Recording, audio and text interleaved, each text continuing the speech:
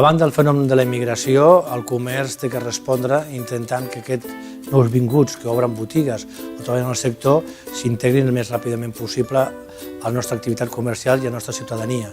Per això, des de la Confederació de Comerç de Catalunya, vam començar amb l'Oberts al Català, una campanya dedicada a explicar i a donar totes les possibilitats perquè qualsevol que vulgui treballar en català en el món del comerç ho pogués fer. Posteriorment, el Comerç t'acull com a iniciativa per incorporar des del punt de vista laboral a tota la gent de fora que vol fer comerç amb nosaltres. I per últim, amb un tema tan delicat com és el top manta, explica a la ciutadania que comprar els manters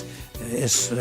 inconvenient per l'economia i fins i tot, lògicament, pels immigrants. I per això els tirem la manta, que és un exemple de com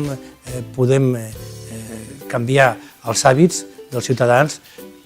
davant d'una explotació de persones amb productes falsificats i de dudosa procedència.